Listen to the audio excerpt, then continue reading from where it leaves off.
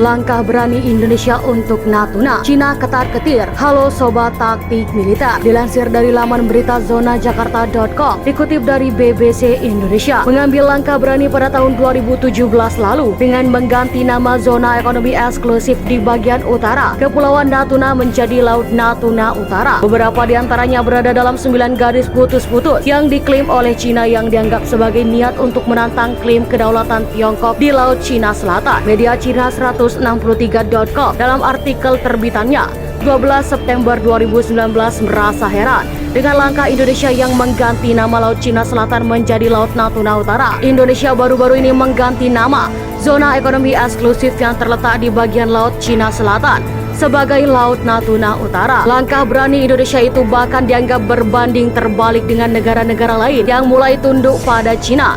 Sikap Indonesia yang berkembang di kawasan itu termasuk rencana untuk membangun persenjataannya di Kepulauan Natuna yang bertetangga dan mengerahkan kapal perang angkatan laut datang ketika klaim teritorial luas negara-negara lain terhadap Cina di Laut Cina Selatan berubah menjadi lebih tunduk, tulis 163.com.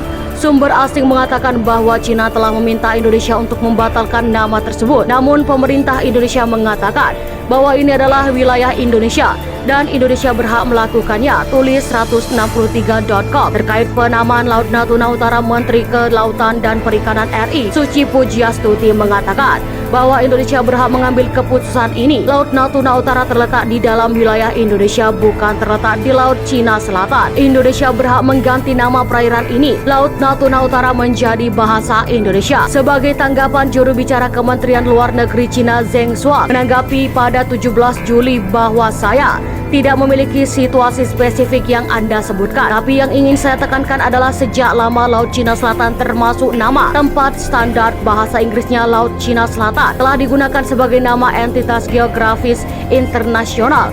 Cakupan geografisnya jelas dan sudah lama digunakan, diakui dan diterima secara luas oleh masyarakat internasional termasuk PBB. Perubahan nama tersebut tidak ada artinya dan tidak kondusif bagi upaya standarisasi nama geografis internasional. Diharapkan negara-negara terkait akan bertemu dengan Cina di tengah jalan dan bersama-sama mempertahankan situasi baik yang diperoleh dengan susah payah dalam situasi Laut Cina Selatan saat ini, tulis 163.com dalam artikelnya.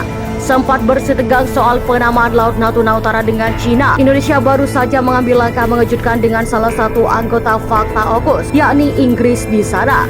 Jadi bagaimana pendapat Anda? Silahkan komen di kolom komentar.